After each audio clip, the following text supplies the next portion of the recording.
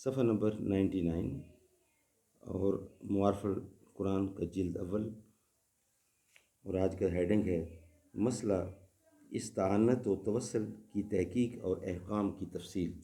یہ ہمارا پہلا ویلاگ ہے، آج انشاءاللہ آپ کے سامنے ڈیٹیل پیش ہوگی۔ ناظرین، اس کتاب کے رائٹر ہیں حضرت مولانا مفتی محمد شفیع صاحب رحمۃ اللہ علیہ، مفتی اعظم پاکستان ہیں، اور معارف القرآن اس کتاب کا نام ہے۔ جلد اول، سورۃ الفاتح سے لے کر سورۃ البقرہ تک، پارہ اول سے پارہ تیسرا، رکوع 8واں۔ حضرت مولانا مفتی محمد شفیع صاحب رحمۃ اللہ علیہ، مفتی اعظم پاکستان، یہ اس کتاب کے رائٹر ہیں۔ اعوذ باللہ السمیع العلیم من الشیطان الرجیم، بسم اللہ الرحمن الرحیم۔ الحمد للہ وکفی وسلام علی عبادہ الذین اصطفی۔ مسئلہ استعانت و توسل کی تحقیق اور احکام کی تفصیل، آج کا پہلا ویلاگ ہے، معارف القرآن جلد اول۔ یہ دوسرا مسئلہ کسی سے مدد مانگنے کا ذرا تشریح طلب ہے، کیونکہ ایک عدد تو مادی اسباب کے ماتحت ہر انسان دوسرے انسان سے لیتا ہے، اس کے بغیر اس دنیا کا نظام چل ہی نہیں سکتا۔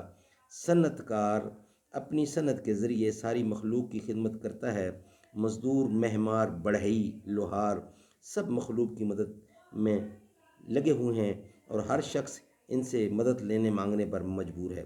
ظاہر ہے کہ یہ کسی دین اور شریعت میں ممنوع نہیں، وہ اس استعانت میں داخل نہیں جو اللہ تعالیٰ کے ساتھ مخصوص ہے۔ اسی طرح غیر مادی اسباب کے ذریعے کسی نبی یا ولی سے دعا کرنے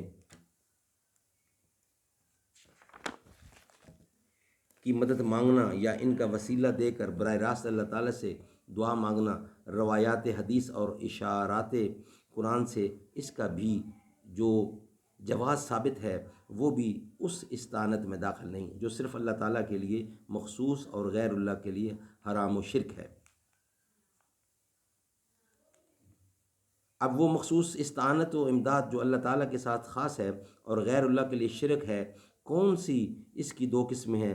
ایک تو یہ کہ اللہ تعالیٰ کے سوا کسی فرشتے یا پیغمبر یا ولی یا کسی اور انسان کو خدا تعالیٰ کی طرف قادر مطلق اور مختار مطلق سمجھ کر اس سے اپنی حاجت مانگے۔ یہ تو ایسا کھلا ہوا کفر ہے کہ عام مشرکین بت پرست بھی اس کو کفر سمجھتے ہیں۔ اپنے بتوں دیوتاؤں کو بالکل خدا تعالیٰ کی مثل قادر مطلق اور مختار مطلق یہ کفار بھی نہیں مانتے۔ دوسری قسم وہ ہے جس کو کفار اختیار کرتے ہیں، اور قرآن اور اسلام اس کو باطل و شرک قرار دیتا ہے۔ ایاک نستعین میں یہی مراد ہے کہ ایسی استعانت و امداد ہم اللہ تعالیٰ کے سوا کسی سے نہیں چاہتے۔ وہ یہ ہے کہ اللہ تعالیٰ کی کسی مخلوق، فرشتے یا پیغمبر یا ولی یا کسی دیوتا کے متعلق یہ عقیدہ رکھنا کہ اگرچہ قادر مطلق اللہ تعالیٰ ہی ہے اور کامل اختیارات اسی کے ہیں، لیکن اس نے اپنی قدرت و اختیار کا کچھ حصہ فلاں شخص کو سونپ دیا ہے اور اس دائرے میں وہ خود مختار ہے۔ یہی وہ استعانت و استمداد ہے جو مومن و کافر میں فرق اور اسلام و کفر میں امتیاز کرتی ہے۔ قرآن اس کو شرک اور حرام قرار دیتا ہے۔ بت پرست مشرکین اس کے قائل اور اس پر عامل ہیں۔ اس معاملے میں دھوکہ یہاں سے لگتا ہے کہ اللہ تعالیٰ اپنے بہت سے فرشتوں کے ہاتھوں دنوی نظام کے بہت سے کام جاری کرتے ہیں، اور دیکھنے والا اس مغالطے میں پڑ سکتا ہے کہ اس فرشتے کو اللہ تعالیٰ نے یہ اختیار سپرد کر دیا ہے، یا انبیاء علیہ السلام کے ذریعے بہت سے ایسے کام وجود میں آتے ہیں جو عام انسانوں کی قدرت سے خارج ہیں، جن کو معجزات کہا جاتا ہے۔ اسی طرح اولیاء اللہ کے ذریعے بھی ایسے ہی بہت سے کام وجود میں آتے ہیں جن کو کرامات کہا جاتا ہے۔ یہاں سرسری نظر والوں کو یہ مغالطہ لگ جاتا ہے کہ اگر اللہ تعالیٰ ان کاموں کی قدرت و اختیار ان کو سپرد نہ کرتا تو ان کے ہاتھ سے یہ کیسے وجود میں آتے۔ اس سے وہ انبیاء اور اولیاء کے ایک درجے میں مختار کار ہونے کا عقیدہ بنا لیتے ہیں، حالانکہ حقیقت یوں نہیں، بلکہ معجزات اور کرامات براہ راست حق تعالیٰ کا فعل ہوتا ہے۔ صرف اس کا ظہور پیغمبر یا ولی کے ہاتھوں پر ان کی عظمت و ثابت کرنے کے لیے کیا جاتا ہے۔